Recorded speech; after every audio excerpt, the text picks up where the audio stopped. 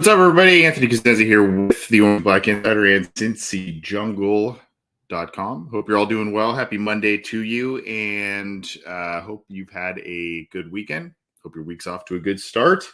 And hey, we've got a busy week ahead, a busy couple weeks ahead here for the Cincinnati Bengals as they are getting close to finalizing their roster. They just completed the preseason, and now they've got the Steelers coming to town. So we're going to talk about a lot of different things. We're going to do a little bit of a belated post-game show, an abbreviated one, talk a little bit about the game, what we saw throughout the week, and during that game, the aftermath of it. And then we're going to take a quick spin around the AFC North, do a little bit more on the Steelers because there is some news with them as the Bengals get set, as I mentioned, to host them coming up here. So at any rate, we're going to have to sort through a lot here. We're going to get through a lot in a short period of time, but happy to be joining you live on some channels. And of course, if you're watching after the fact, listening after the fact, that's cool too. I understand. You got stuff to do. We've all got stuff to do, but hopefully you are listening and enjoying regardless. Again, if you are new around these parts, not only can you get all your news, opinions, analysis, and everything on CincyJungle.com related to the Cincinnati Bengals, but you can get this show right over here. You can click the icon right down in this corner here, that orange or black insider icon, to get to our YouTube channel, subscribe, and of course, click the bell to get all the notifications when we've got new stuff coming up, when we've got new stuff up. And if you like the audio side of things, you can subscribe to the Cincy Jungle podcast channel where you can get this show. You can get Talking Football with Bengal Jim and Friends. They've got a lot of cool stuff going on, not only with the show, but with Jim's big tailgates that he does before the game. So some big announcements there. And then, of course, you can get the show Coach Speak and Chalk Talk from Matt Minich, where he does some nice breakdowns on the Bengals as well. So we're trying to give you a lot of different stuff. We hammered you with a lot of stuff last week. We had Bengal Jim show. We had Mike Watts joining you. Matt bringing you a great episode. We had Sam Hubbard on our show, and we had that interview for you as well as a standalone episode. So we hope that you enjoyed that. All right. Well, we're going to get to this here, and better late than never, as they say, with the coverage of the Rams and the Bengals. Bengals come up victorious in a pretty ugly one, 16-7. This is the box score courtesy of ESPN.com. And you can see here, obviously, no Joe Burrow, no real starters playing very much here, aside from really the left guard spot. We'll talk more about that in just a little bit. You see Bryce Perkins playing the entire game, really, for the Los Angeles Rams, 14 of 19, 143, 0 touchdowns, 0 interceptions. Did take 2 sacks, a 94.8 rating. But when you look at the quarterbacks on the other side, Brandon Allen had one really nice throw on the day. There are a couple of other moments where you go, okay. He was 11 of 15, high completion percentage there, 130 yards, 8.3 yards per completion, 0 touchdowns, 0 interceptions. Did take 2 sacks, one of which was a really ugly one, the red zone there at the beginning of the game. Did have a 99.3 rating. Jake Browning taking a nice step forward here in this one. Looked pretty decisive, and when he wasn't that decisive, he was running around and trying to make plays with his legs on the ground or scrambling and throwing on the run. 19 of 24, 173 yards, a 7.2 yard average, 1 touchdown, the throw to Justin Rigg there, and 0 interceptions. Of course, that touchdown pass was the deciding factor in the game. You could see that was scored in the fourth quarter there. So Jake Browning, my colleague on this show and at Cincy Jungle, John Sheeran, kind of noted, hey, maybe this isn't so much of it, never was a backup quarterback battle. Maybe it's always been Brandon Allen, and that's just the way it is. I kind of have held that sentiment because it's the devil you know versus maybe the devil you don't. In this case, Brandon Allen has quite a bit of familiarity with Zach Taylor, but there are a couple of different articles here on Cincy Jungle, so we'll kind of skip to and from that for you here. Let me share those with you. One is showing that, hey, maybe there's a sentiment that Brandon Allen can be a dependable backup. This is from my colleague there, John Ackrey. Brandon Allen reminds everyone he could be a dependable backup. Here is that. Some people agree with that sentiment. Some people don't. right? I mean, there's some people that are like, hey, the Bengals can do better in that regard. We've seen Brandon Allen pull out wins against the Texans in the regular season, have some nice moments in the pros, but we know with no Joe Burrow, it's not, this season is not going to go the way we hope and want. That is for sure. But again, with a more stacked roster than Allen had in 2020 when he was starting games, perhaps if there is some issue with Joe Burrow, hopefully there is not. Hopefully it's nothing long term or anything like that. But if there is, and Brandon Allen does need to games, perhaps he can be a bit more capable and a bit more productive with the likes of Jamar Chase now on the roster, as opposed to not having him, then a better offensive line than there was before, all kinds of, better defense, the whole thing. So there's the sentiment here. You can see here, again, the high completion percentage, 73%. I think, if I remember correctly, Browning, where he was about 78, 79% completion percentage with that 19 of 24. And then you see here completed passes, 28 of 38 passes, 73.7% completion percentage, 264, and no touchdowns. So again, and you can see Browning's numbers here as well, 352 yards, 65.6 completion percentage, and a touchdown as well. So again, you can kind of read a little bit about Brandon Allen and see some things he had done. I had also written up another post for you here talking about Jake Browning. Jake Browning putting his best foot forward with the Bengals this preseason. Maybe, again, still practice squad development. Maybe he, even with the improvement that we think we saw from him, perhaps this is still not enough being shown to say, hey, maybe the coaches are saying, hey, look, this is great, Jake. You've shown us a lot this preseason. You've shown a lot of growth, but it's still not enough necessarily to take the job away from Brandon Allen. Maybe the Bengals go a completely different direction on the waiver wire, depending on what happens this week here. I don't know, but right now I'm inclined to personally believe that Brandon Allen has this job. Jake Browning made a nice run at it, especially with his night against the Rams there. We will see, but that's a debate here. Now, before we get back to the box score, and again, I'm going to kind of jump around a little bit here, but before we get back to the box score here, of course, in case you missed it, there were a couple of highlights with practice and going into this game. And of course, there are a number of scuffles here between Lael, largely centered around Lael Collins and Leonard Floyd. We talked a little bit about it this week on our Listener Questions Live on Friday, as well as our Wednesday show. But there are some scuffles this week between Lael Collins and Leonard Floyd. And then you had shots of Aaron Donald swinging his helmet or a Bengals helmet rather, at Bengals players that, one had been ripped off.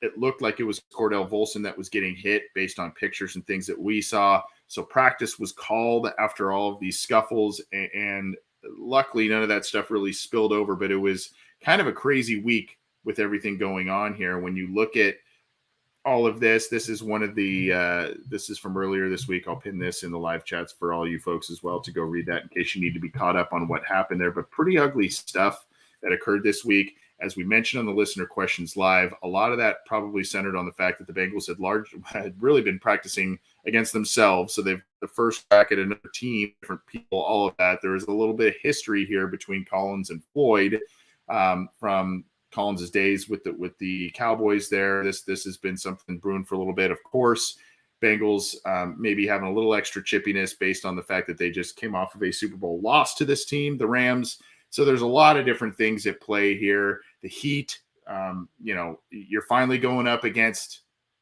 another team rather than kind of scrimmaging yourselves here. And of course, maybe just kind of showing and trying to show a little bit of asserting dominance or whatever you want to say there, right or wrong. So regardless, kind of a crazy week of practice based on that for the joint practices there. And then, of course, preceding this game as well, he was calling it for the Rams in their booth, but the Rams game beforehand did highlight Andrew Whitworth. It was during a timeout, rather, and beforehand they did some nice things for him.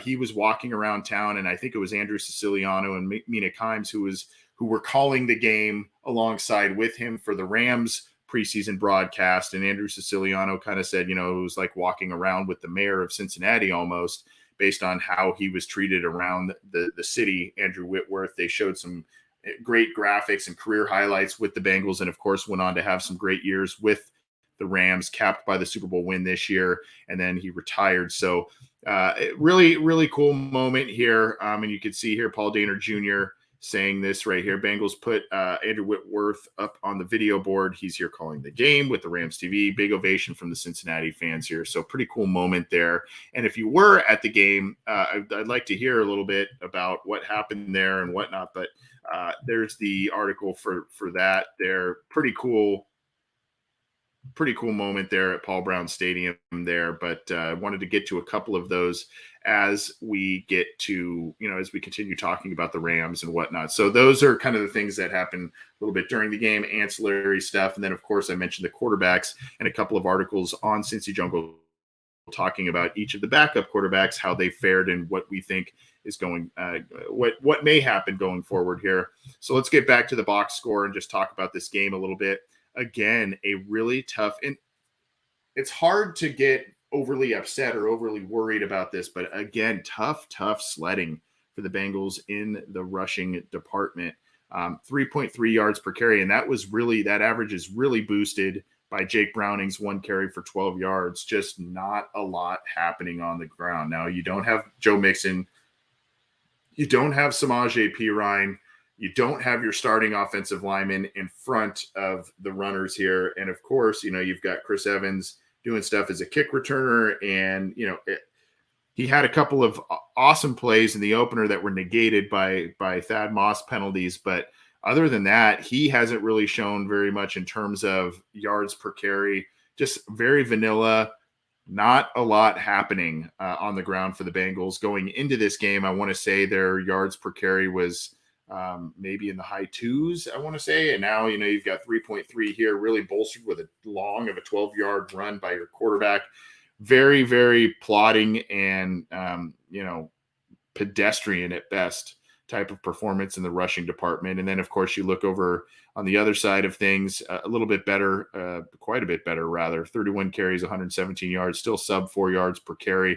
And you had a lot of carries from the quarterback Perkins there, 8 carries, 33 yards from him, including a touchdown. So they were doing a couple of different things. The running game still, again, no Kappa, no Karras, no Collin. None of the starters really were in there aside from the left guard battle that's been ensuing. More on that in a minute. And so the Bengals just have had trouble running the ball this preseason. Hopefully that's not a theme that carries on over into the regular season. All right. So you can see here a lot of different Bengals players targeted and played. Not a lot of, big names in terms of on the other side with the Rams, a lot of familiar names, 2 Bengals fans that were getting touches and catches this week. But, again, it's guys competing at the back end of the roster spot for the wide receiver position group. Trenton Irwin making a big bid. It seems like there's a guy every week, and Kendrick Pryor is one of them who's at the top of the list. There he is, number 2, both in receptions and yards on the day, 5 catches, 65 yards. But he, Lassiter, Irwin, they've kind of all taken turns this preseason, kind of showing off in a number of different respects. Now, Irwin is an intriguing guy, a guy who you think brings some value as a slot option and whatnot, but the Bengals just kind of seem to be stacked there. It seems to be Stanley Morgan and Mike Thomas hanging on to 2 of those spots behind Tyler Boyd, T. Higgins, Jamar Chase, and then you've got maybe 1, maybe 2 spots that are up for grabs, and you would think that would probably go to Trent Taylor, or it could go maybe Pryor sneaks onto the roster in the back end spot. Lassiter, again, doing a lot as a receiver and as a punt returner. So hard to call. I just think this, again, it's kind of that devil, the Bengals are going to stick with Stanley Morgan. They're going to stick with Mike Thomas, and they're going to see what happens. They may go light there and add Evans in kind of as a flex position player. Maybe they go heavier at another spot because of that. But again, you're pretty set with 5 veterans taking up the wide receiver group, and then you've got a scrum for the last one or two spots still kind of being attempted to be sorted out at this point in time. But Irwin had some nice moments this preseason. Pryor had a lot of nice moments this preseason. So did Lassiter. And then, of course, you've had Trent Taylor doing some things, even though he was goose eggs across the board here. But you had Justin Rigg making his a catch here, one catch, 3 yards, and the touchdown. So that was kind of nice for the rookie there. I don't know if he's done enough to stick into a very light and very weak and injury-plagued position group there. Same with Thad Moss. Again, he was goose eggs there. He was targeted once. So I don't know that he's done enough to stick on the final roster either. But, you can see there the Bengals receivers did combine for 30 catches and 303 yards on the evening there. You could see that the Bengals actually recovered 3 fumbles here. You see the 2 lost there, but Lassiter obviously recovered 1. But you could see here that on defense, Dominique Davis and Delonte Hood each getting 1. That was good to see. And the Bengals forced 3 fumbles on that side of the ball. So they were getting after it on defense.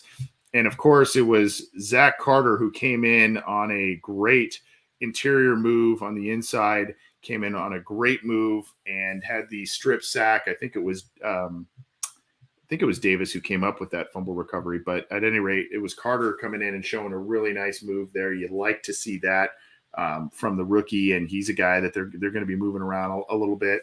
He's going to play a little edge. He's going to kick inside and provide them with some flexibility and hopefully some pass rush ability from both spots there.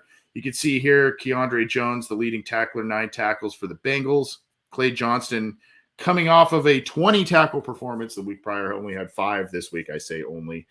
Tyson Anderson, 5. And then you see a couple tackles for loss here. Noah Spence, Keandre Jones, and Clay Johnston all had 1. And so you can see here the Bengals had 2 sacks, 3 total tackles for loss. Of course, the sacks go into that. And then in passes defended, they had 2 other passes defended in the game. So Shelvin getting a little bit of work. He's been pretty quiet this preseason. One of the guys to kind of watch to see what happens with him there. 2 total tackles by him. I mentioned the big play by Zachary Carter. Jalen Davis, not as much of activity this week as compared to last week. Raymond Johnson still in there doing some things. Trey Flowers had a nice pass breakup early in the game. So he's looked, as he's kind of started for them, he's looked pretty good, against other teams' backups and whatnot. So you like to see that. And then, of course, the Rams had 2 sacks, but they had 5 total tackles for loss. So they were getting in the backfield a little bit, 3 passes defended by them as well. So the other element here is, what's up for grabs at this point? Punter, left guard, very last 1 or 2 spots on the wide receiver depth chart. Maybe something in the tight end group. And then you've got some fluidity in the secondary, right? Because you've got Cam Taylor-Britt in there, and he has a core injury. He had surgery on it. So is he going to be an IR return guy to start the year? Is he going to be a guy they just keep active and maybe he's a week-to-week, kind of a little bit what they did, with some other players last year? But, it's the good news is there's not a lot of starting spots up for grabs. It's more back-end roster filling and finding some depth. But the big thing now is, kind of punter, who's going to win that. Right now, a lot of folks believe Drew Chrisman is because he's got a little bit of the leg up, pardon the pun, on the punt competition. And maybe he is going to unseat Kevin Huber. Will Darren Simmons value the consistency that he's had with Huber, Harris, and now McPherson, or is he going to mix that up a little bit? Same thing at punt returner there. Is there a little bit of a shock there right now? So, there are some things that are in motion, and we'll have to see how it all plays out there. But, we think we know some things, and then every once in a while the team will throw us, the occasional surprise here. But right now, if you're kind of asking me, As much as I love Kevin Huber, I think Drew Chrisman may have the inside track on that job. I think Brandon Allen has the inside track on the backup quarterback job. And then, you've got, I think I would go Trent Taylor probably, but I like what I've seen from guys like Pryor and Lassiter as well. And then you've got the left guard position. And this is an article on Cincy Jungle. There's a couple to this effect here. This is one that kind of speaks volumes because it's Zach Taylor speaking highly of Cordell Volson as the left guard spot. And it just seems to this point, again, we've said this before, but the lows just aren't as low on a snap-to-snap basis or on a not successful snap basis with Volson as opposed to Jackson Carman. There's still a lot of things there, and a guy I trust a lot with review, film study, etc. Joe Goodberry said he saw some positive things from Jackson Carman. He's still, and I've seen him too. I mean, there's the ability is there. It's just not there consistently.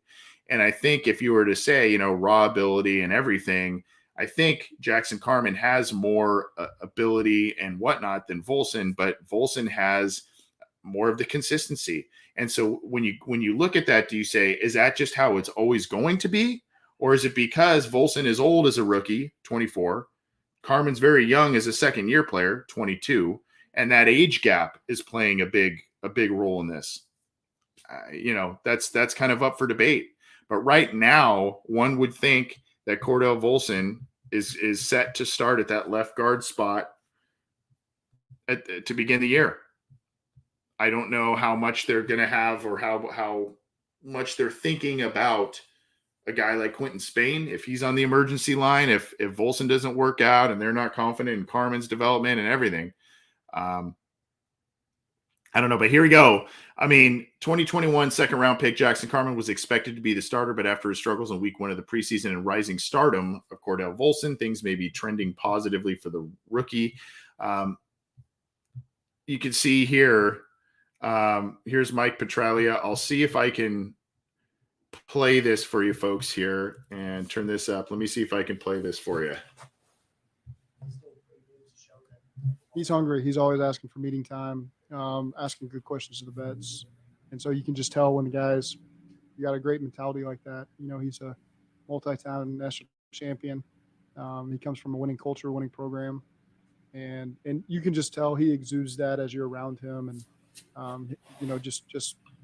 So if you weren't able to hear that, essentially it's Zach Taylor talking about Cordell Volson, his ability, but also his curiosity as a rookie and his wanting to continually improve himself. So you see there, and he's been impressed with him. He's been impressed with him, has Zach Taylor. So, it's kind of speaking volumes here. Now you can say, especially when you go to the second game of the preseason, you can sit there and talk about the Pro Football Focus scores of Volson in that game, and they were not very impressive. But, there are other things that, other elements. And when you look at use the eye test in that game as opposed to PFF scores, you come away a little bit more impressed. And again, even when he seems to be beat on certain plays, he recovers pretty well.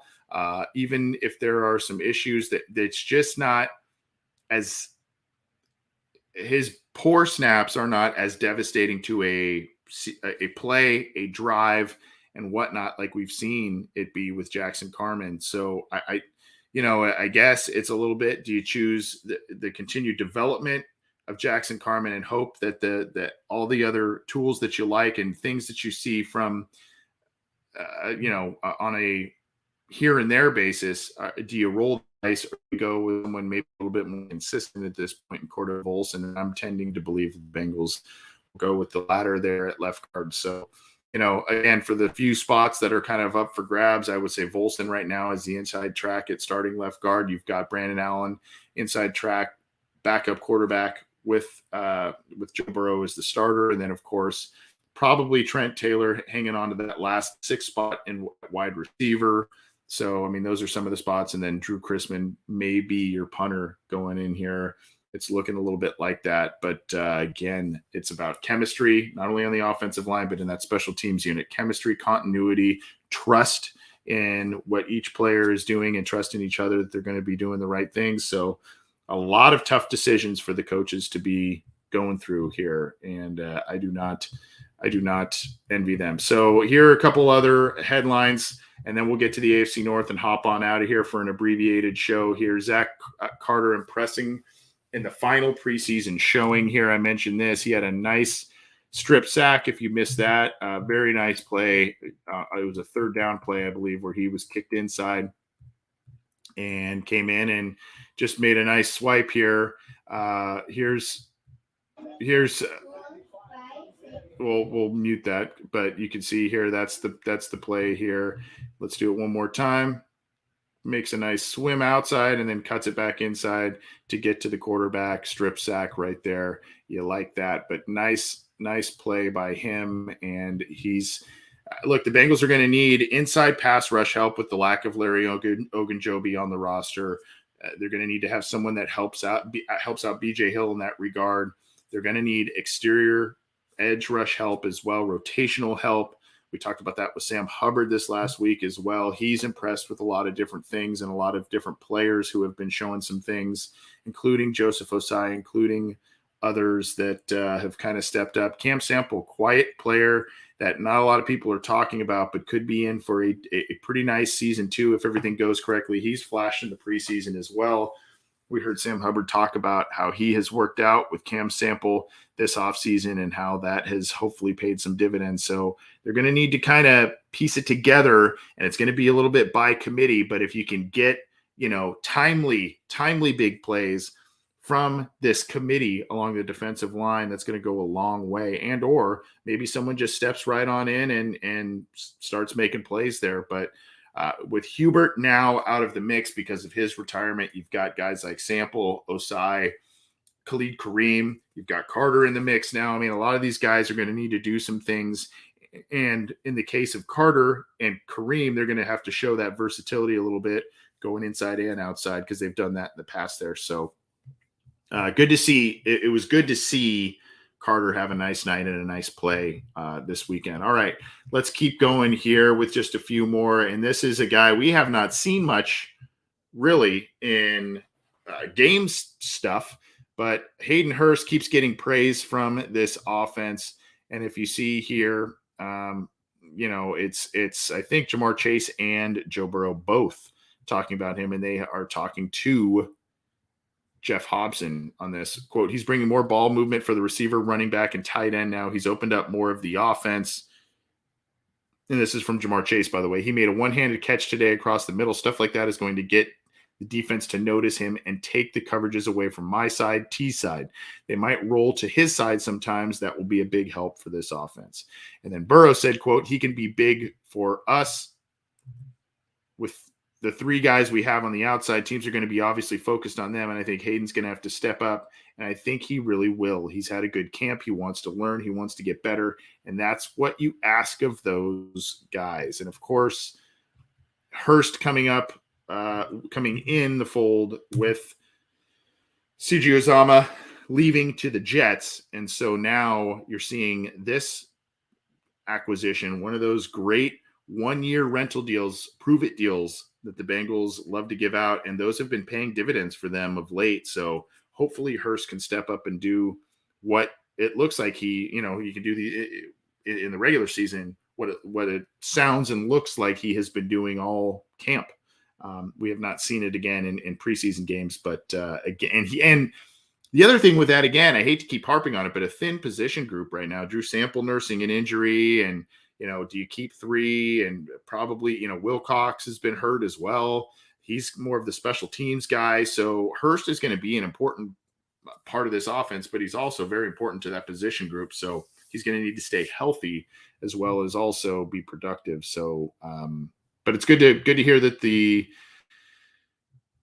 stars on offense are given their seal of approval on Hurst and what he's going to bring to this year's offense. All right, we're going to start getting out of here in just a little bit. One, I'm not going to play all the video clips, but because you got to go click and you got to go give my man Matt Minich the clicks here, but this is an article on Cincy Jungle, and Hakeem Adeniji is impressing. Now, Hakeem Adeniji has had an up and down preseason, to say it kindly, but he is the swing tackle. He does have some experience at guard. And if you look here, Matt Minich, and if you go follow him at Coach Minich, he shows nice reps, and he talks about what you're seeing on that here. Gains depth, keeping his eyes on the rusher prior to contact. He settles his hips, preparing to anchor. And then so a lot of different videos here on Adeniji. So the Bengals are in need of some depth help on the offensive line. Adeniji did not have the greatest start to the preseason, but had some nice reps in the finale there against the Rams. Matt Minich proves it. So go check that out. Link is in the live chats for the YouTube and Facebook viewers there. Go check out that link. It is on cincyjungle.com. And of course, you can go follow him at Coach Minich to get those clips there. Okay, let's transition to the AFC North, and let's transition to the team the Bengals are set to face week 1 here. It's been a weird preseason for the Steelers. They've flashed and shown big plays. George Pickens, the rookie, seems to have a pretty good knack of transitioning from kind of star player in college to the NFL. But I mean, there are some concerns there, but here's an article from it's on Steelers.com. After further review, big plays in the Steelers DNA. So I will put this in the live chat for you to check out as well, to give them credit and the clicks, but it's from Mike Prisuta. And Mitch Trubisky says, quote, "We're going to be aggressive. We like our playmakers inside and out. We get matched up one-on-ones. We like to take advantage of those." And he had a 38-yard gain to Deontay Johnson in the last finale there. But Freiermuth also showing some things. So again, you just say Pat. He says Pat's a guy you trust. Me, Pat Freiermuth. When he's down there and you feel like it's a 50-50 ball, you know he's going to come down with it more times than not. So Trubisky feeling it, so to speak, in the finale, getting some work, making some plays. And, of course, the Steelers now seemingly settled in a lot of different spots. And as they head to Cincinnati for week 1 in just about, just under 2 weeks now, right? So let's keep it going here. And the Steelers have a little bit of injury issues. And this is where it gets a little wonky for them. You can see here, this is on Behind the Steel Curtain, the SB Nation Pittsburgh Steelers site. And you can see here, Steelers injury concerns vary after the preseason win over the Lions. You've got TJ Watt with a knee injury. I think that one occurred maybe at one of those Thad Moss type blocks that a lot of people were up in arms about with Thad Moss. But and then Deontay Johnson also got dinged up as well. But Coach Mike Tomlin, per Teresa Varley of Steelers.com, says the injuries to TJ Watt and Deontay Johnson aren't serious. As far as the injury to Damontae Kazee, it is more serious, and his availability is questionable. And I think down here there was another tweet, by Jerry Dulac. Damontae Kazee needs surgery on injured wrist/arm and will go on IR. So I don't know if that's going to be IR return or IR for the whole year. But Kazee's a guy, when he was with the Falcons, he's had some nice moments where he's been a little bit of a turnover machine and doing some things. He's had some injuries, which has been a little bit disheartening there. But and unfortunately, that trend has continued. So their depth at defensive back is dropping a little bit. So that's concerning for them. And then, of course, you've got a weird situation with their star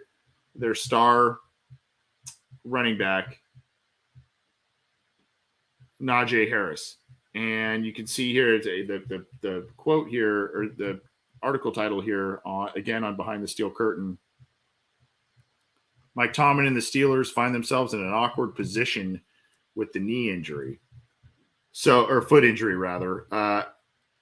Initially, Mike Tomlin and others early in camp said Harris had a Liz Frank injury. He said his foot got stepped on. And so he was kind of in and out of practice, missed quite a bit of time. Well, as we see here in this article and he played in the finale a little bit, 4 carries, 10 yards, 3 receptions for 11 yards. Said it was good to shake off the rust, but here we go right here. When asked about his performance versus the Lions, quote, kind of rusty a little bit, been down for about 4 weeks. Just to give everybody an update, I never did get my foot stepped on. I had a sprained Liz Frank. And those are not fun injuries, especially for running backs. That's why I was out for the majority of camp. So to get back in there and go through the motions and stuff like that, I felt really rusty. So it's actually a sprained Liz Frank injury, not a getting the foot stepped on type of situation with Najee Harris. So that is something that he will need to rest, and they will be monitoring that before he goes into the game with the Bengals coming up here. So interesting kind of development or mixed messages with Najee Harris and his injury there. Let's go to the Browns, and then we'll get to the Ravens and get on out of here. There were a couple of other injury things or injury situations with the Browns as they were suited up for the Bears for the finale there. Linebacker Chris Odom suffered a season-ending ACL injury. A.J. Green, the other A.J. Green, cornerback, and Ronnie Harrison, the safety, are expected to be ready for week 1. But Wyatt Teller and Grant Delpit were held out for precautionary reasons as well. Kevin Stefanski said in a normal game they would have gone back in.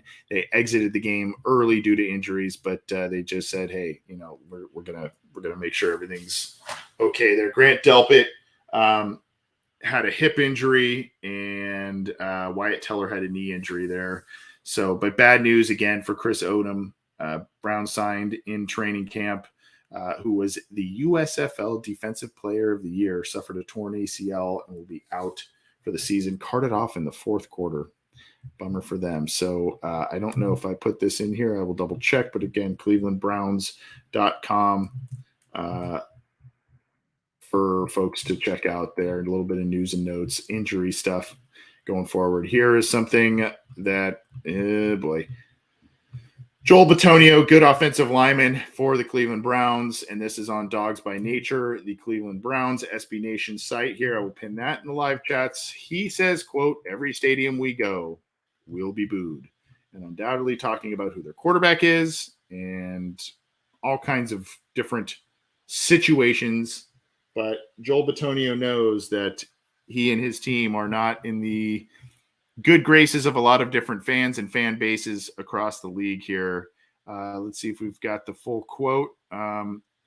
Cleveland against the world is the quote, but let's see if we've got the actual quote here. I think it's in the press conference. Here we go.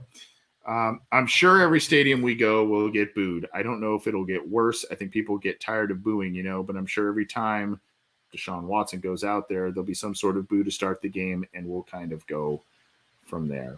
And then he's got another longer quote about that, but he's kind of resigned to the fact that that's going to be every road game, that's going to be part of what happens there. So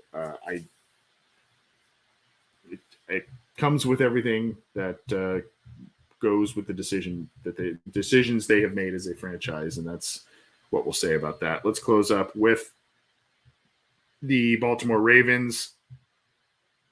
They have had some injury and or just issues on the offensive line. Ronnie Stanley, star tackle, not participating after PUP activation on Friday. This was as of this afternoon. So Ronnie Stanley here, he was removed from the PUP list after a season-ending injury last year, but he, according to Ravens head coach John Harbaugh, he didn't come out today. We'll be looking for maybe tomorrow. It's just they have a plan in there, and they're working him back in. So when he's out there, an individual will start coaching him. 13 other players were absent for Monday's practice for the Baltimore Ravens. So Ronnie Stanley still not full go and or practicing yet. I assume that it's going to be a simultaneously slow, but also has to be kind of a quick ramp up also to get ready for week 1 as well. And then, of course, first round pick and the crush of many Bengals fans, Tyler Linderbaum, quote, "I'll be 100% for week 1." He has a foot injury that he had early in training camp, missed 2 weeks, and then it's been kind of bugging him here and there. But otherwise, I wouldn't have been out here talking about if he's feeling okay enough to play. Obviously, it's frustrating, but that's part of football. Injuries are going to happen. He did play 3 series against the Commanders. He did have a holding penalty, but it was declined in that. But at any rate, Linderbaum appears to be set to go for week 1 as of now. We'll see if he sticks to that. We'll see if Ronnie Stanley is also available for week 1 as well. But regardless, 2 big names on that offensive line for Baltimore that are nursing injuries or coming back from injuries. And they've got to hope that guys heal up fast, definitely, if you are the Ravens. So at any rate, that is going to do it for an somewhat abbreviated version of the Happenin headlines, as well as a little bit of a look back at the Bengals win over the Rams, some storylines that have evolved from that game. And we've got a lot more for you, not only on this show, but on Cincy Jungle. We're going to have all the stuff coming with cuts, roster moves, etc. We're going to have our show coming up Wednesday night and other episodes from this show coming at you, both on our YouTube channel, on cincyjungle.com, and the Cincy Jungle podcast channel. We've got Bengal Jim, talking football with Bengal Jim and friends. He has Locked On Bengals and All Bengals headman James Rapine coming on their show, as well as former Bengals punter Pat McNally. Really cool show coming up there. We're going to have our usual great stuff from Matt Minich. So we've got a lot of stuff as we start gearing up for the regular season here on the Cincy Jungle podcast channel and on the Orange and Black Insider. So keep it to our show. Keep it to cincyjungle.com for all your opinions and analysis. We thank you for tuning in live. We thank you for listening after the fact. Appreciate the support, and we will talk to you later this week. Take care.